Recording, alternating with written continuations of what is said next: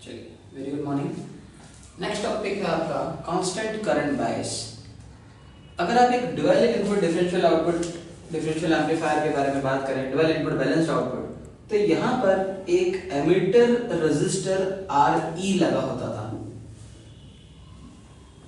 आप चाह रहे हैं कि उस एमिटर रेजिस्टर RE में से हमेशा एक कांस्टेंट करंट निकले, तो आपने उस एमिटर रेजिस्टर RE को हटा के ये पर्टिकुलर सर्किट का यूज करा है।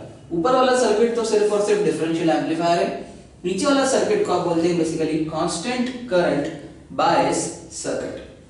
चलिए, अगर मैं इस कांस्टेंट करंट बायस सर्किट की बात करूं तो हमारी जो IE3 की वैल्यू अगर अपन कैलकुलेट करें, फॉर एग्जांपल अपन इसको बोल देते हैं Q1 transistor, this is Q2 and this is Q3 transistor. Q3 transistor का ये वाला पॉइंट जो है ये VE3 ले लेते हैं। अगर आपको करंट निकालना है तो आप करेंगे इस पॉइंट का वोल्टेज माइनस इस पॉइंट का वोल्टेज डिवाइडेड बाय ये रेजिस्टेंस RE। मैं यहाँ पे लिख के बताता हूँ, करंट IE3 इक्वल टू इस पॉइंट का वोल्टेज VE3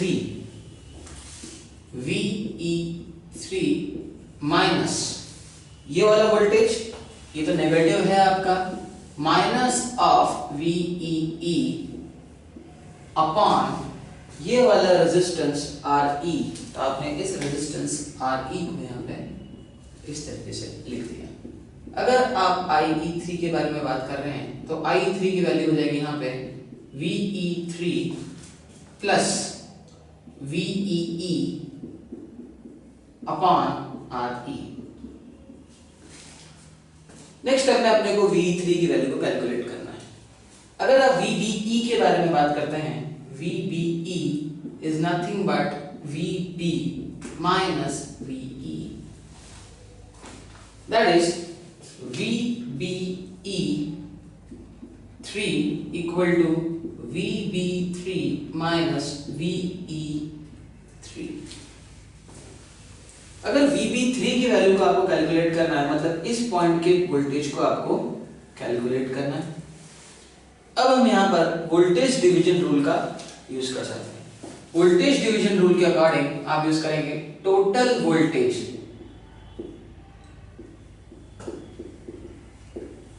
इनटू जिस भी पॉइंट के अक्रॉस वोल्टेज कैलकुलेट करना है उस पॉइंट से लेके ग्राउंड तक का रेजिस्टेंस। तो इस पॉइंट से लेके ग्राउंड तक का रेजिस्टेंस जो है वो R2 है। टोटल वोल्टेज इनटू जिस भी पॉइंट का वोल्टेज कैलकुलेट करना है उस पॉइंट से लेके ग्राउंड तक का resistance divided by total resistance in series. R1 और R2 सीरीज में लगे हैं, तो मैं यहाँ पे लिख सकता हूँ R1 प्लस R2। तो वैल्यू आपको मिलेगी यहाँ पे VB3 की। टोटल वोल्टेज की बात करूं तो टोटल वोल्टेज है यहाँ पे माइनस VEE, तो आपका फॉर्मूला हो जाएगा minus VEE into R2 divided by R1 plus R2 equals to VB3। इस VB3 की वैल्यू को हम यहाँ पर सब्स्टिट्यूट कर सकते हैं, तो यहाँ से आपको मिलेगी VBE3 is equals to VB3 की वैल्यू हो जाएगी minus of VEE into R2 divided by R1 plus R2 minus VE3। यहां से हम VE3 की वैल्यू को कैलकुलेट कर लेते हैं और इस इक्वेशन में हम पुट ऑन कर देंगे तो हमको कंप्लीट वैल्यू मिल जाएगी VE3 की। चलिए, जो आपकी फाइनल VE3 की वैल्यू आएगी मैं यहाँ पे लिख देता हूँ। VE3 की जो वैल्यू आपको मिलेगी वो होगी आपकी VE3 is equals to, VE3 इधर जाएगा, minus of VEE into R2 divided by R1 plus R2 minus of VEE into R2 divided by R1 plus R2 minus VB3।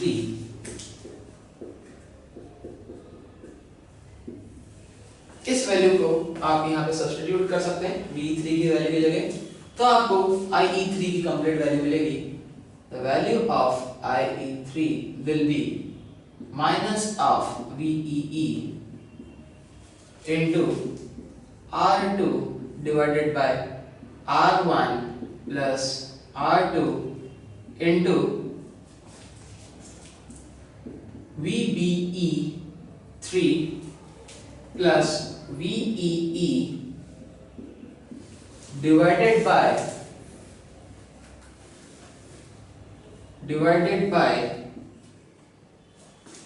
RE. Sorry, this is a negative sign. Minus का VEE into R2 divided by R1 plus R2 minus VBE3 minus VBE3 plus VEE upon RE।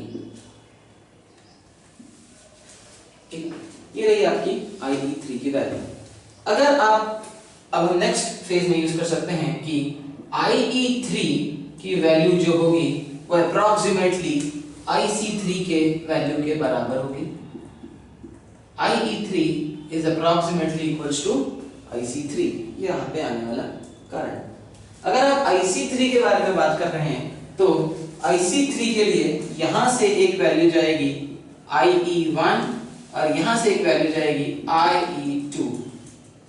तो IC3 की जो value होगी IC3 is equals to IE1 plus IE2।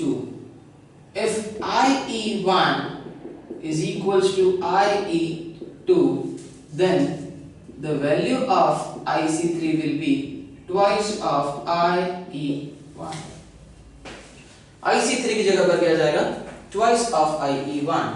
तो अब हम यहाँ पे लिख सकते हैं कि IC3 की जो वैल्यू है वो IE3 के बराबर है और IE3 की वैल्यू आपकी ये रही। तो हम twice of IE1 की वैल्यू कैलकुलेट कर सकते हैं।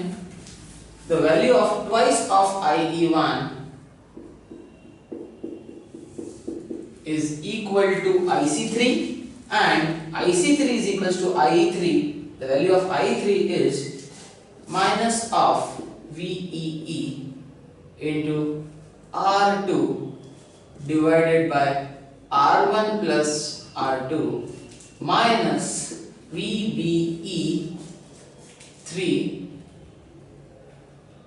plus VEE